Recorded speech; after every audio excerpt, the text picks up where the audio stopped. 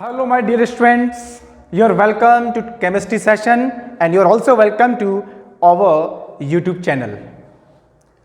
बच्चों, I am your chemistry teacher Ram Gaur. बच्चों, आपके लिए एक बहुत खुशखबरी मैं लेकर आया हूँ कि हम लोग अपने इस चैनल पर एक नया बैच आरंभ करने जा रहे हैं और जिस बैच का नाम हमने रखा है आरंभ। ये बैच बड़ा यूनिक होने वाला है आप सभी लोगों के लिए, क्योंकि इस बैच के अंदर आपको बेसिक से एडवांस सब कुछ आपको मिलेगा, पूरा डिटेल से मिलेगा, पूरा कॉन्सेप्ट के साथ आपको पूरा डिटेल स्टडी की जाएगी बच्चों, जो कि आपके लिए बहुत हेल्पफुल है उन सभी बच्चों के लिए जो बोर्ड में हैं या फिर जो जेईई मेंस की या नीट की एग्ज़ाम की तैयारियां कर रहे हैं। तो देखिए बच्चों, ये हमारा जो बैच है ये हमने स्टार्ट किया है और इस बैच के माध्यम से आपको बिल्कुल रेगुलर वीडियोज़ मिला करेंगी 5 days in a week from Monday to Friday. इसमें मैं आपको केमिस्ट्री पढ़ाऊंगा और जो केमिस्ट्री का हमारे पास जो टाइम होगा आप लोगों के लिए, जो केमिस्ट्री का वीडियो आपको एवरी डे मॉर्निंग 10 o'clock बेटा आपके लिए अपलोड किया जाएगा और आप उसको आराम से अपने टाइम शेड्यूल के अकॉर्डिंग उसको आप अच्छे से स्टडी कर सकते हैं। इसके अलावा आपको फिजिक्स और मैथमेटिक्स का भी इसी तरह से आपको अलग टाइम में रेगुलर वीडियोज़ मिला करेंगे। ये बैच बहुत यूनिक है आप लोगों के लिए, तो आप इसका ज़रूर फ़ायदा उठाइए और इस बैच में बने रहने के लिए, इसका बेनिफिट उठाने के लिए बच्चों आप इस चैनल को जरूर सब्सक्राइब करिए, शेयर करिए और वीडियो को देखने के बाद कमेंट जरूर करिए, लाइक करिए बच्चों, उसका आपको बहुत फ़ायदा मिलने वाला है फ्यूचर में। ठीक है बच्चों, तो चलिए हम स्टार्ट करते हैं अपने टॉपिक को और यू कैन से हम आरंभ करते हैं अपने आरंभ बैच को। क्लियर है? मजा आएगा बहुत आपको। तो देखिएगा, हम स्टार्ट कर रहे हैं क्लास 12th के फिजिकल केमिस्ट्री के फर्स्ट चैप्टर से बेटा। जैसा कि आप सभी लोग जानते हैं हमारे क्लास 12th में शुरू के 5 चैप्टर बेटा फिजिकल केमिस्ट्री के चैप्टर हैं।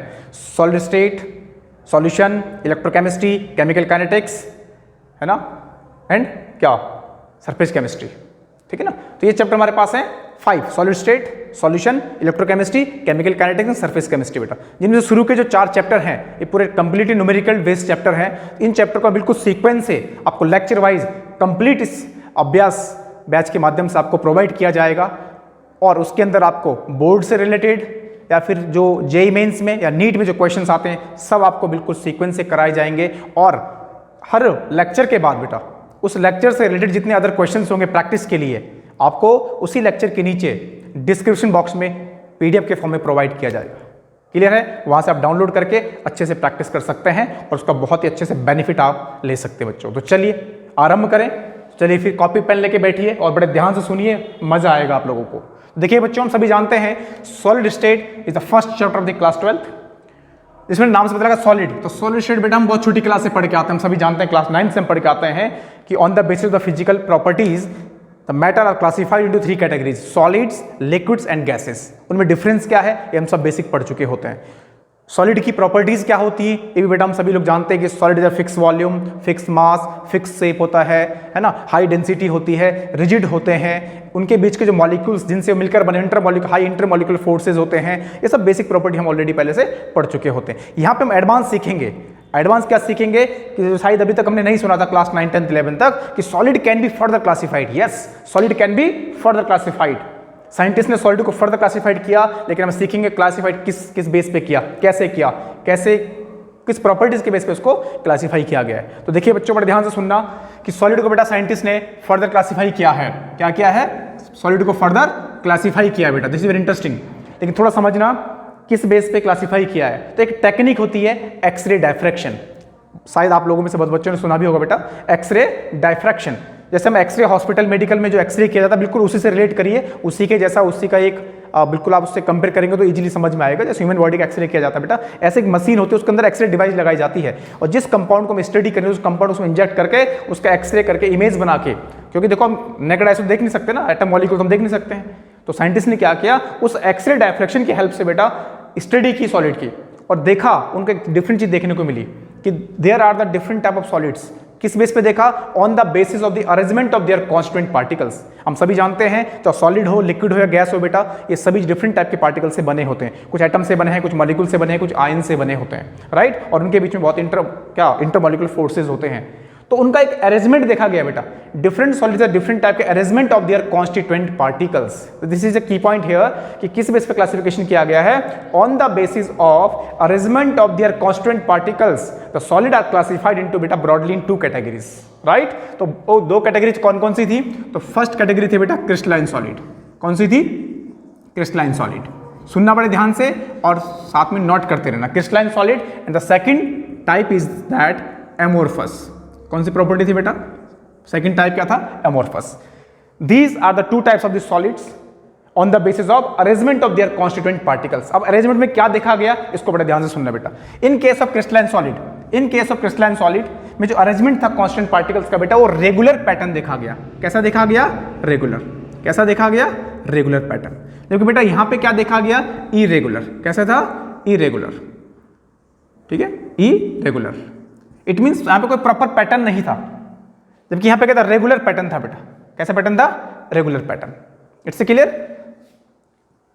तो देखा गया कि जो क्रिस्टलाइन सॉलिड है उसके अंदर जो कांस्टेंट पार्टिकल, जनरल एटम की बात करते हैं। देखिए बेटा बेसिकली आप सभी को पता है एटम को बेटा हम क्या है? स्फीयर कंसीडर करते हैं, है ना, करते हैं ना एटम को स्फीयर कंसीडर। तो सपोज अगर हम देखते हैं तो बेटा सॉलिड में क्या देखा गया? क्रिस्टलाइन सॉलिड में जो कांस्टेंट पार्टिकल्स है ना बेटा, उनका जो अरेंजमेंट है दैट इज द रेगुलर, एक प्रॉपर पैटर्न में देखा गया बेटा, प्रॉपर एक पैटर्न में देखा गया रेगुलर अरेंजमेंट, ठीक है ना इसमें। जबकि while in case of the amorphous बेटा कोई रेगुलर पैटर्न नहीं देखा गया, इरेगुलरिटीज मिली हैं, मतलब प्रॉपर नो फॉर्म था बेसिकली। अगर हम प्रॉपर बात करें, देखो समझना, तो यहाँ पे अगर हम प्रॉपर लाइन कहीं से ड्रॉ करें तो मान लो suppose it is a piece of the amorphous solid and is the piece of the crystalline solid. तो आप देख पा रहे हैं, आपको थोड़ा आइडिया लग रहा होगा बेटा कि यहाँ से अगर मैं लाइन खींचूं तो हमें देखो कहीं ना कहीं पूरे एक पैटर्न मिल रहा है, एक सीक्वेंस मिल रहा है ना। जबकि इस केस में बेटा ऐसा नहीं है, आप कहीं से कट करो आपको क्या मिलेगी? इरेगुलरिटीज मिलेगी, एटम कट हो रहा है ना। तो this is the base on the basis which solid is classified. ये तो बेसिक पॉइंट हो गया बेटा कि सॉलिड को हमने क्लासिफाइड किस बेस पे किया गया साइंटिस्ट के द्वारा। क्लियर? ये तो आपका बेसिक पॉइंट समझने के लिए हो गया।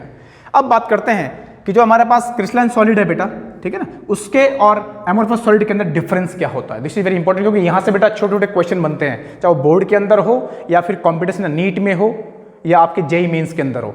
स्टेटमेंट के फॉर्म में क्वेश्चन बन सकता है ना, ट्रू फॉल्स के दे देगा आपको, which is the correct, which is not, which statement is the correct, या एमसीक्यू के फॉर्म में डायरेक्ट टिक लगाने का क्वेश्चन बनता है यहाँ से जरूर। तो वो दोनों में डिफरेंस समझेंगे कि दोनों की प्रॉपर्टीज में क्या डिफरेंस है बेटा। क्योंकि देखो बेसिक मीनिंग समझना, what is the meaning amorphous. Amorphous का मीनिंग होता है बेटा नो फॉर्म, इसका कोई प्रॉपर पैटर्न नहीं होता। ये सब ग्रीक और आप पता है लैटिन से लिए हुए वर्ड होते हैं, है ना। तो इसका मतलब नो फॉर्म, कोई प्रॉपर फॉर्मेशन नहीं है, no form. Clear? While in case of crystalline solid proper एक पैटर्न है उसके कांस्टेंट पार्टिकल्स का। तो this is the basic thing on the basis, you can say the basis on which solid is can classified into 2 categories. I hope it's clear. अब हम बात करते हैं इनके और प्रॉपर्टीज में क्या क्या डिफरेंस, जहां से बेटा क्वेश्चन पुटअप्स होते हैं। क्लियर? तो आप इसको नोट करते रहिए मेरे साथ साथ, है ना, और शॉर्ट नोट बनाते रहिए बेटा। तो देखिए बच्चों, हम बात कर रहे थे डिफरेंस की बात करते हैं बेटा ना, क्रिस्टलाइन में और एमोर्फस में डिफरेंस क्या होता है, क्योंकि यहाँ से बहुत सारे क्वेश्चन आते हैं बेटा। ध्यान से देखिए, समझने की कोशिश करेंगे बेटा। देखो फर्स्ट डिफरेंस की बात करते हैं ज्योमेट्री, जो मैंने आपको अभी एक्सप्लेन किया है कि इनकी जो ज्योमेट्री होती है बेटा, क्रिस्टलाइन सॉलिड का ज्योमेट्री में से डेफिनेट ज्योमेट्री का मतलब फिक्स ज्योमेट्री होती है, क्योंकि रेगुलर अरेंजमेंट है। This is reason, this is point, right. देखो जनरल देखो एक चीज समझना, डिफरेंस का मतलब आपको दोनों को रटना नहीं है, कॉन्सेप्ट को समझना बेटा। बेसिकली डिफरेंस का मतलब क्या देखते हैं 90% केस में डिफरेंस का मीनिंग होता है जस्ट अपोजिट, मतलब the property which shown by crystalline solid that property does not shown by the amorphous solid. बड़ा सिंपल है, बस थोड़ा सा कॉन्सेप्ट को समझना बेटा ना, मीनिंग को समझना है कि ज्योमेट्री क्या है। Crystalline solid have definite geometry while amorphous solid है do not have any definite geometry because irregularities है, कोई प्रॉपर पैटर्न उसके मॉलिक्यूल का या पार्टिकल्स का नहीं होता। This is the reason. Second point बेटा मेल्टिंग पॉइंट, देखिएगा crystalline solid has a sharp melting point बेटा। इट मींस इसका थोड़ा वर्ड मीनिंग समझना, शार्प का मतलब बेटा एग्जैक्ट पॉइंट होता है। मान लो सपोज किसी सॉलिड का मेल्टिंग पॉइंट 90 डिग्री है, 90 डिग्री सेल्सियस है, तो जब तक आप 90 डिग्री सेल्सियस में नहीं पहुंचोगे तब तक वो मेल्ट नहीं होगा। भले वो रेड हॉट हो जाएगा बट वो सॉलिड फॉर्म में आपको दिखेगा, लेकिन जैसे आप 90 पे पहुंचोगे तुरंत वो मेल्ट हो जाएगा। That is called sharp melting point. But while in case of amorphous solid क्या देखा गया, मेल्ट ओवर या melt range over the temperature बेटा। तो उनका एक फिक्स नहीं है। मान लो अगर उसका 30 डिग्री टेम्परेचर के आसपास, तो 25 से 30 के बीच में वो मेल्ट होना स्टार्ट हो जाएगा। मतलब एक प्रॉपर कोई फिक्स पॉइंट नहीं है, इसका मतलब ओवर रेंज ऑफ टेम्परेचर होता है, ठीक है ना। Over range of temperature you can say that melt over या melt range over the temperature you can say, है ना। नेक्स्ट वन सिमिट्री, देखिएगा सिमिट्री आप सभी जानते हैं, symmetry is very important thing कि जब रेगुलरिटीज नहीं है बेटा तो सिमिट्री नहीं आ सकती। हमारी बॉडी क्या है, एक सिमिट्री है ना, जैसे हम ईंट की बात करते हैं, ब्रिक्स की बात करते हैं, सिमेट्री का बेसिक मीनिंग होता है कि अगर हम किसी भी चीज़ का 2 इक्वल हाफ करें, उसको कट करें तो 2 वो अपने इक्वल हाफ में कट जाना चाहिए, मतलब both part should be equal to each other, या you can say mirror images to each other, that is called as symmetry. तो बेटा ध्यान रखना, क्रिस्टलाइन सॉलिड के अंदर सिमेट्री होती है, possess symmetry due to the regularities, while in case of amorphous beta do not possess any symmetry because irregularities between their constituent particles। Next property की बात करेंगे बेटा, हीट ऑफ फ्यूजन और you can से enthalpy of fusion. इसमें क्या है, definite की बात होगी, क्योंकि फिक्स है बेटा कि किसी पर्टिकुलर क्रिस्टलाइन सॉलिड के लिए एक fix amount of heat of fusion होती है, while in case of amorphous बेटा do not have the fix, कोई फिक्स यहाँ पे एंथैल्पी नहीं है, फ्यूजन के लिए हीट कोई फिक्स नहीं होती है इनकी। अब this one is a very most important property बेटा, very very important, listen to very carefully. यहाँ से बोर्ड में एज वेल एज कॉम्पिटिशन में बेटा अलग से भी क्वेश्चन बनता है कई बार, इसका मीनिंग भी पूछते हैं आपसे स्टेटमेंट के होंगे। देखो, isotropy and anisotropy, this is very most important. What is the meaning of, first of all कि इन वर्ड का मीनिंग क्या है। देखो आपको यहाँ पे थोड़ा सा समझाऊँ, आपको बता दूँ, आपको एक चीज दिख रहा है बेटा आइसो, और यहाँ पे दिख रहा है एन आइसो। आइसो वर्ड बेटा हम सब लोगों ने बहुत छोटी क्लास से पढ़ के आया है, आइसो वार, आइसोटोप्स, आइसोटोन्स। तो आई होप आप रेट कर पा रहे होंगे। आइसो का मीनिंग सिमिलर, सेम, राइट। तो क्या बेटा देखो, आइसो मीन सेम, और ट्रॉपी जो है ना ये आया ट्रोपस से, ट्रोपस मीन्स बेटा डायरेक्शन। इट मीन्स कि सम प्रॉपर्टी, सॉलिड की प्रॉपर्टी हमारे पास होंगी, बेसिकली फिजिकल प्रॉपर्टी की बात करते हैं तो best example of refractive index की बात करें बेटा, तो ये देखा गया है कि जो क्रिस्टलाइन सॉलिड दे आर बेटा एन आइसोट्रॉपिक। एन का मतलब जो सेम नहीं है, it means different direction has different property is known as anisotropy, while all direction is the similar properties is called as a isotropic। this is very most important। कैसे, थोड़ी बात को समझना अच्छे से, मैं आपको एग्जांपल से, डायग्राम से बताने की कोशिश करूंगा बेटा, समझना ध्यान से। कि देखो हमने कहा बेटा कि जो हमारे पास जो है क्रिस्टलाइन सॉलिड है ना, उसमें एक प्रॉपर क्या है, एक पैटर्न है। देखो प्रॉपर बना के देखो, सपोज हमारे पास NaCl है बेटा, कोई हमारे पास लेके चलते हैं, तो एक हमारे पास क्या है प्लस है ना, ये प्लस वाले हमारे पास साइज में लेके चलते हैं सिंपल समझने के लिए। फिर नीचे हमारे पास क्या बेटा, फिर माइनस, ये फिर माइनस हो गया, फिर से हमारे पास प्लस के नीचे, क्योंकि रेगुलरिटीज है तो एक पैटर्न बनेगा प्रॉपर, राइट। क्योंकि हम क्रिस्टलाइन की बात करें बेटा, राइट। क्रिस्टलाइन का मतलब होता है they have is the proper patterns of between their constant particles. देखेंगे अगर हम इसको एक क्रिस्टल सॉलिड मान के चलते हैं बेटा, आप देखो अगर मूवमेंट करते हैं फ्रॉम लेफ्ट टू राइट चलते हैं ऐसे, आपको देखो क्या लेफ्ट में क्या मिल रहा है, plus plus plus plus, right में क्या मिल रहा है बेटा, माइनस माइनस माइनस, एक पैटर्न मिल रहा है प्रॉपर। लेकिन जैसे ही हमने डायरेक्शन चेंज कर, देखो हम डायगोनली क्रॉस करते हैं, देखो ध्यान देना, हमने डायगोनली क्रॉस किया, अब देखो प्रॉपर्टी चेंज हो गई, plus minus plus minus plus. पहले लेफ्ट में हमें all are the plus, but now in now left side we get plus minus plus minus plus, right to plus minus. तो क्या देखने को मिल रहा है कि जैसे बेटा हम डायरेक्शन चेंज कर रहे हैं तो उस सॉलिड की प्रॉपर्टी भी चेंज हो रही है। It is known as anisotropy, not similar in the all direction. जैसे प्रॉपर्टी चेंज करी आपने, सो डायरेक्शन चेंज करी तो प्रॉपर्टी भी चेंज हो गई, इसका मतलब होता है बेटा एन आइसोट्रॉपी, एन आइसोट्रॉपिक। तो कौन होते हैं ध्यान रखेंगे, crystalline solids are anisotropic in nature, while बेटा एमोर्फस में क्या है आपको पता है, isotropic means similar properties all direction, और you can say all direction is the same properties, because कोई रेगुलरिटीज वहां पे कोई प्रॉपर एक रेगुलरिटीज नहीं है, तो आप कहीं भी मूव करोगे आपको सेम रैंडमनेस मिलती है बेटा, दिस इज रीजन। तो या तो आपने क्या रखना है यहां से कि आइसोट्रॉपिक मींस, मीनिंग क्या होगा, iso means same properties in all direction, and iso means different properties in different direction. पहला तो मीनिंग याद रखना बेटा, आई होप आपको क्लियर हो रहा होगा। दूसरा आपने यहां से क्या याद रखना है कि जो क्रिस्टलाइन सॉलिड्स हैं those are anisotropic due to regularities, due to regular pattern, while amorphous solids are isotropic due to irregularities of between their constant particle। इससे क्लियर। चलिए नेक्स्ट प्रॉपर्टी की बात करते हैं, वॉल्यूम चेंज। इट मींस अगर हम इसको heat करेंगे है ना क्रिस्टलाइन सॉलिड को बेटा, तो इसमें क्या सडन चेंज इन वॉल्यूम देखने को मिलता है, कभी वॉल्यूम बढ़ जाता है जितना होना चाहिए उससे कभी कम ज्यादा हो जाता है, जबकि एमोर्फस सॉलिड के अंदर कोई सडन चेंज देखने को नहीं मिलता। This is basic property. अब लास्ट बात करते हैं बेटा एग्जांपल्स की, this is very most important, क्योंकि एग्जांपल से भी क्वेश्चन निकल के आता है बेटा, यहाँ से एग्जांपल से भी क्वेश्चन आता है, ध्यान रखना। पूछता है आइडेंटिफाई करिए कि कौन सा एमोर्फस है कौन सा क्रिस्टलाइन है। तो आपको तरीका बता रहे, ट्रिक बता रहे हो, समझना ध्यान से, कॉन्सेप्ट को समझना कि जितने भी मैक्सिमम बेटा हमारे एलिमेंट्स की बात करें, केमिकल कंपाउंड्स की बात करें बेटा, these all are coming under the crystalline solid. जैसे बात करें देखो copper, silver, iron, NaCl, ZnS, diamond, graphite, quartz, these all are the example of the crystalline solid. While amorphous के केस में बेटा कुछ लिमिटेड एग्जांपल्स हैं। It means it is easy to learn, बस थोड़ा समझना है। Plastics, rubber, glass and quartz glass. देखो कंफ्यूज नहीं करना, यहाँ पे जानबूझ के एग्जाम में क्वेश्चन आता है कंफ्यूज होने के लिए, कई बार फॉर्मूले के फॉर्म में दे देगा। If only the quartz is there that is crystalline. लेकिन अगर लिखा है क्वार्ट्ज ग्लास, टुगेदर लिखा है क्वार्ट्ज ग्लास, तो that is amorphous. Listen to very carefully, छोटी छोटी मिस्टेक होती है एग्जाम में कई बार, तो ये बच्चे बेटा हमारा जो है मार्क्स कट जाते हैं। क्लियर, तो इस बात का ध्यान रखेंगे। इसके अलावा देखो मैंने कहा जैसे प्लास्टिक बेटा, तो फिर प्लास्टिक तो एडवांस कर देगा। प्लास्टिक की, रबड़ की बहुत कैटेगरी, आपके पास चैप्टर आता है पॉलीमर्स, आपने पॉलीमर्स पढ़ा होगा, अगर नहीं पढ़ा होगा तो पढ़ेंगे, आपने पढ़ा भी होगा बहुत सारे बच्चों ने। तो आप बेटा देखिए प्लास्टिक की भी हम बात करें, बहुत सारी कैटेगरी हम आगे डिटेल से पढ़ते हैं। जैसे आपसे पूछेगा पीवीसी क्या है, पॉलीविनाइल क्लोराइड पूछ लेगा, टेफ्लॉन क्या है, नायलॉन क्या है, these all are the examples of the amorphous. ऐसे रबड़ बेटा नेचुरल रबड़ है ना, आपका आर्टिफिशियल रबड़ है, तो these are the examples of the amorphous solids. It's clear, I hope आपको ये कॉन्सेप्ट समझ में आ गया होगा कि बेसिकली क्रिस्टलाइन सॉलिड में और एमोरफस में क्या डिफरेंस होता है, उनकी प्रॉपर्टीज में क्या डिफरेंस है, किस बेस पे क्लासिफिकेशन किया गया है, किस किस टाइप के यहाँ से क्वेश्चन निकल गए। अभी मैं आपको एक दो क्वेश्चन करके बताता हूँ कि बोर्ड में किस टाइप के क्वेश्चन यहाँ से बनते हैं बेटा, और कॉम्पिटिशन एग्जाम में किस टाइप के यहाँ से क्वेश्चन आते हैं। तो पहले आप इसको नोट करिए, अगर आपने नोट नहीं कर रहा है तो आप इसका स्क्रीनशॉट ले लीजिए और बाद में आप इसको नोट कर सकते हैं। क्लियर, तो आई होप आपने वो नोट कर लिया है, समझ लिया होगा कि एमोरफस सॉलिड में और क्रिस्टलाइन में क्या डिफरेंस होता है बेटा। अब देखो हम और एडवांस की बात करते हैं, very most important, what is the advance, कि बेटा जो क्रिस्टलाइन सॉलिड था, this is very important, crystalline solid is further classified, yes this is very most important.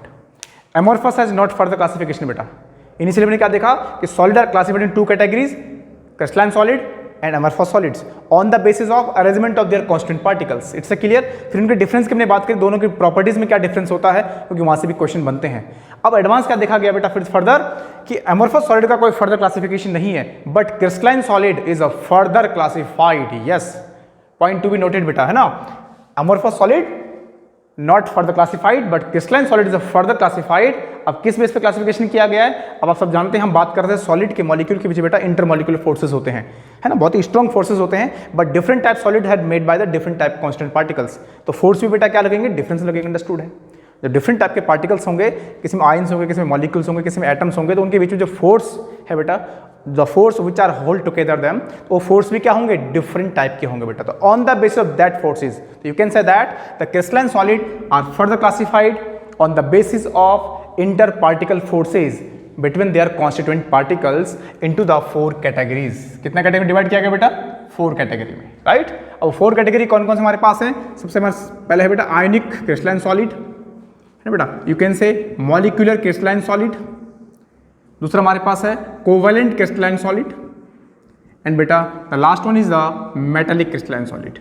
क्या बोला, metallic crystalline solids. Molecular crystalline solid, covalent crystalline solid further is class also known as बेटा, covalent crystalline solid also known as network crystalline solid. कई बार इस नाम से पूछ लेता है बेटा, नेटवर्क, ठीक है। अभी क्यों बोलते हैं, अभी हम देखेंगे इस चीज को। And molecular is a further classified बेटा, molecular crystalline solid is a further classified into 3 categories. वो कौन कौन सी है, ध्यान से देखिएगा। फर्स्ट ऑफ ऑल हमारे पास है बेटा polar molecular crystalline solid, then हमारे पास है बेटा non polar molecular crystalline solid, and last one is a hydrogen bonded crystalline solid, hydrogen bonded crystalline solid. तो this is the further classification of crystalline solid. अब इन सब के बारे में बेटा हम बात करेंगे कि इन सब की प्रॉपर्टीज क्या हैं, इन सब में क्या डिफरेंस है, इनके एग्जांपल्स क्या है। यहाँ से भी क्वेश्चन आपके पास जरूर आता है। क्लियर है सभी को। तो इस फ्लो चार्ट को मेरे साथ साथ बनाइए आप लोग फटाफट, तो इसको हम कंटिन्यू करते हैं, आगे डिटेल से पढ़ते हैं इसको, ठीक है। तो देखिए बेटा, जैसा कि आप देख पा रहे हैं, है ना, कि डिफरेंस की हम बात कर रहे थे कि जो हमारे पास क्रिस्टलाइन सॉलिड हैं, they are further classified into 4 categories on the basis of the intermolecular forces between their constituent particles. ये you can say inter particle forces, you can say that. There बेटा कौन कौन से थे हमारे पास, देखो फर्स्ट हम बात करते हैं किसकी, ionic solid, then molecular solid which are further 3 types, polar, non polar and hydrogen bonded, and third type is the covalent which are also known as a network solid, and fourth one is a metallic solid बेटा। These are the 4 types of crystalline solids which are further classified on the basis of their intermolecular forces between them। तो बात करते हैं बेटा forces की, इनके constant particles क्या है बेसिकली, what is the constant particles of the ionic solid. You know that very well, नाम से ही पता लग रहा है ionic solid, it is made up by the ions, और we know that very well ions are of 2 type, positive ions and negative ions. Clear.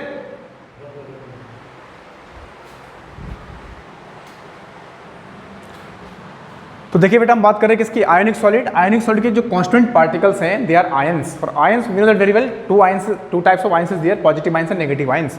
अब बताओ आयंस के जो फोर्स कौन से लगता है, हम छोटी क्लास से पढ़ के आते हैं, है ना।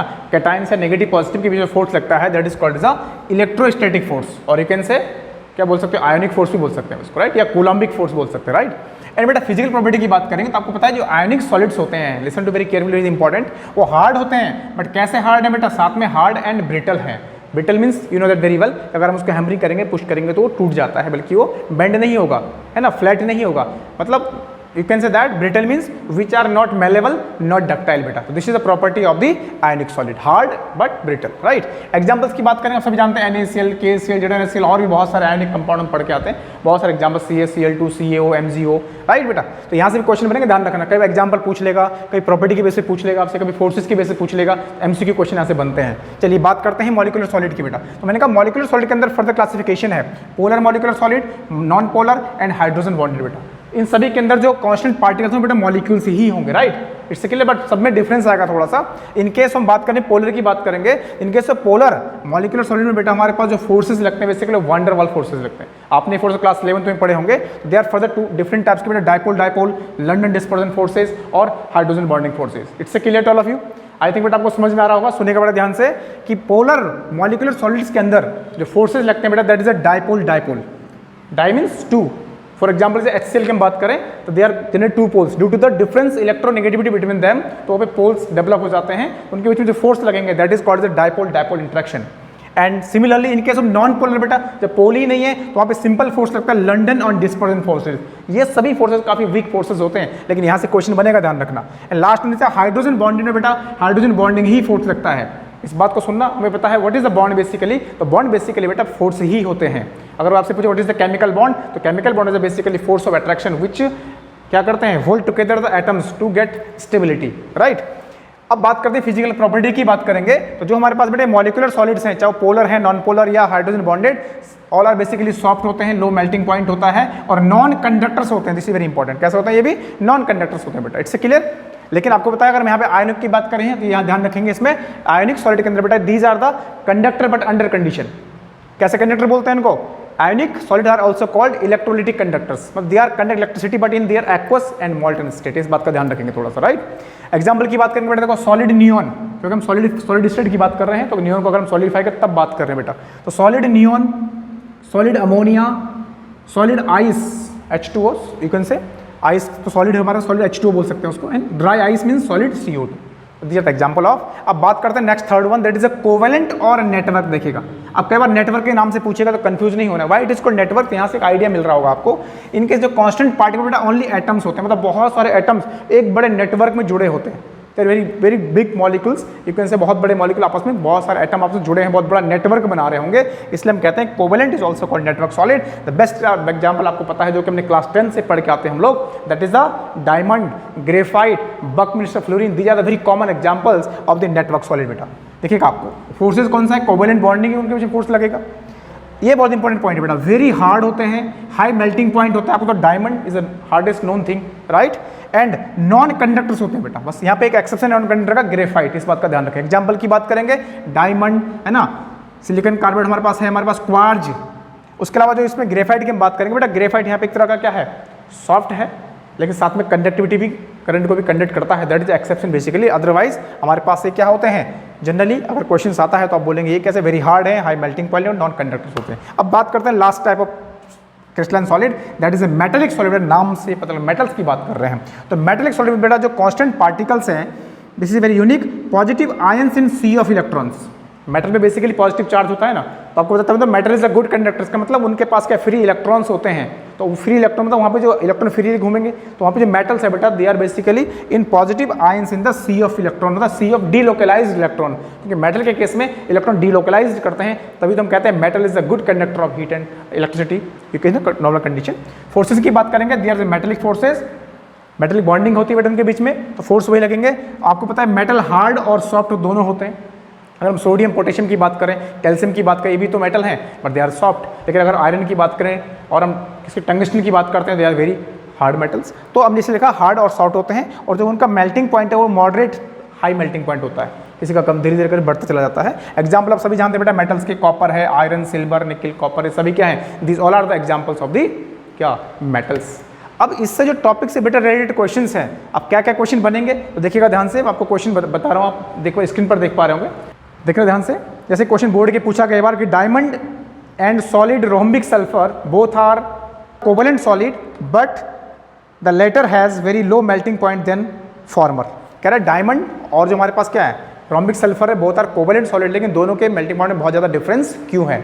इस टाइप के क्वेश्चन आपके बोर्ड में या कॉम्पिटिशन स्टेटमेंट के फॉर्म में दे सकता है बेटा। तो what is the reason of that, basically melting point किस पे डिपेंड कर रहा है, किसी का भी उसके इंटरमॉलिक्यूलर फोर्सेज की वजह से बेटा। हमें पता है डायमंड क्या है, हाईली कॉम्प्लिकेटेड स्ट्रक्चर है ना, स्ट्रॉन्ग फोर्सेज होते हैं, जबकि जो हमारे पास सल्फर की रोम्बिक सल्फर की बात कर रहा है बेटा वो पकड़ फॉर्म में होता है ना। एसिड आपको पता है सल्फर का बेसिकली एग्जिस्ट करता है किसमें, एसिड में। तो इसमें आपको देखो इसलिए से कैपिटल डब्ल्यू लाइक शेप में ऐसा होता है, इसको हम पकड़ फॉर्म पढ़ते हैं। क्या पढ़ते हैं इसको, पकड़ फॉर्म ऐसे 1 2 3 4 5 6 7 इस तरह से। तो इस तरह से हमारे पास 8 सल्फर इस तरह से जुड़े होते हैं बेटा। This is the reason of that. ऐसे छोटे क्वेश्चन बनेंगे। तो इसके अलावा जो इससे और रिलेटेड क्वेश्चन है बेटा आपको मैं इसी वीडियो के नीचे डिस्क्रिप्शन बॉक्स में पीडीएफ के फॉर्म में दे दूंगा, आप वहाँ से उनको डाउनलोड करिए, प्रैक्टिस करिए। आपने देखना बहुत सारे क्वेश्चन आपको यहाँ से निकल के आएंगे बेटा। एक और क्वेश्चन देखिएगा ध्यान से कि why does the window glasses of the old buildings look milky. ये भी क्वेश्चन आता है कई बार, क्योंकि वो भी क्या है क्रिस्टलाइजेशन प्रोसेस है बेटा। कौन सा प्रोसेस है, क्रिस्टलाइजेशन। बहुत लॉन्ग टाइम के बाद जब दिन में लाइट आ रही है, हीट बढ़ रहा है, रात को फिर टेम्परेचर डाउन हो रहा है, तो due to this process after very long times you can say after some years, तो वहाँ पे क्या कुछ प्रोसेस जो है ना, कुछ जो ग्लास है वाला वो क्रिस्टलाइजेशन में प्रोसेस कन्वर्ट हो जाता है। This is the reason of that, clear. तो due to of heating during and day, cooling at night, उसको प्रोसेस को बोलते हैं एनलिंग। क्या बोलते हैं, एनलिंग। ध्यान रखकर पूछते हैं व्हाट इज द एनलिंग। तो वही है कि जो ओल्ड जो विंडोज़ होती हैं, वर्ल्ड बिल्डिंग की जो विंडोज़ होती हैं वो धीरे धीरे मिल्की क्यों हो जाती हैं, that process is called as annealing, ANNELING, annealing. ठीक है, ऐसे छोटे छोटे क्वेश्चन बेटा यहाँ से बहुत सारे बनेंगे। इसके अलावा और क्वेश्चन आपको जो ना कॉम्पिटिशन में उसमें पीडीएफ के फॉर्म में प्रोवाइड करा दूंगा, क्लियर। अब ऐसे बेटा एमसीक्यू क्वेश्चन जैसे बनेगा, एक क्वेश्चन पूछा गया है, देखो ध्यान रखना, जेईई मेंस 2018 में कि a hard substances melt at high temperature and is an insulator in both solid and in molten state. This solid is most likely to be N। तो मतलब वो सॉलिड कौन सा होगा। तो आपको 4 ऑप्शन गिवन थे बेटा, ionic solid, molecular solid, metallic solid and covalent solid. ये क्वेश्चन आपका जेईई मेंस 2018 में पूछा गया क्वेश्चन। देखो क्या है, कुछ भी नहीं है, आसान है ना, बस खाली वो कॉन्सेप्ट पता होना चाहिए, तो आराम से आप कर सकते हो बेटा। सिमिलरली तो आप बताओ क्या आंसर होगा इसका, तो आपको सामने है ना, क्या आंसर होना चाहिए इसका, मॉलिक्यूलर सॉलिड, राइट। चलिए नेक्स्ट बेटा एक हमारे पास और क्वेश्चन है कि which of the following is the true about the value of refractive index of quartz glass. अब देखो मैंने कहा क्वार्ट्ज ग्लास क्या होगा, अगर जस्ट ओनली क्वार्ट्ज होगा तो बेटा क्रिस्टलाइन है, लेकिन उसने बोला क्वार्ट्ज ग्लास, इट मीन से एमोर्फस की बात करो, तो पहले आपने इसको समझना है। तो ऑप्शन दिए थे आपके, same in all direction, different in different direction, can not be measured, always zero. तो क्या होगा बेटा, बोलो जरा। Same in all direction is the answer of this question. Same in all direction because amorphous है। एमोर्फस क्या होते हैं, isotropic in nature, same all direction the same properties. इस तरह के जो क्वेश्चंस आपके पास और भी क्वेश्चन इसमें बनते हैं। जैसे दूसरा क्वेश्चन बनेगा, which of the following is not a characteristic of a crystalline solid. कि आपके 4 ऑप्शन दिए गए हैं, पूछा गया इन 4 ऑप्शन में से क्रिस्टलाइन सॉलिड्स का कैरेक्टर कौन सा नहीं है बेटा, क्लियर है ना। तो पहला ऑप्शन आप देख पा रहे हैं, डेफिनाइट एंड कैरेक्टरिस्टिक, सेकेंड है बेटा आइसोट्रोपिक नेचर, थर्ड आप देखिए a regular arrangement in entire crystal, and fourth है अ ट्रू सॉलिड। तो ट्रू सॉलिड तो होते हैं बेटा, हमने कहा याद रखना, क्रिस्टलाइन सॉलिड क्या ट्रू सॉलिड होते हैं, एमोर्फस क्या होते हैं, स्यूडो सॉलिड्स होते हैं। तो इससे हमें क्वेश्चन का आइडिया लग जाएगा किस टाइप के क्वेश्चन आते हैं बेटा। तो आंसर होगा आइसोट्रोपिक इन नेचर, क्योंकि आइसोट्रोपिक कौन होते हैं बेटा, एमोर्फस होते हैं। क्रिस्टलाइन तो क्या होते हैं, anisotropic. It's a clear. I hope बेटा आपको एक कॉन्सेप्ट क्लियर हुआ होगा, समझ में आया होगा कि किस टाइप के क्वेश्चन यहाँ से बनते हैं, क्या क्या पढ़ना है, किस तरह से प्रैक्टिस करनी है।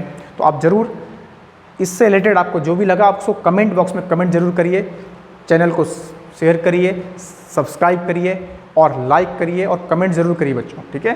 और मिलते हैं आपको फिर नेक्स्ट लेक्चर में, तब तक के लिए good luck, take care to all of you, bye bye.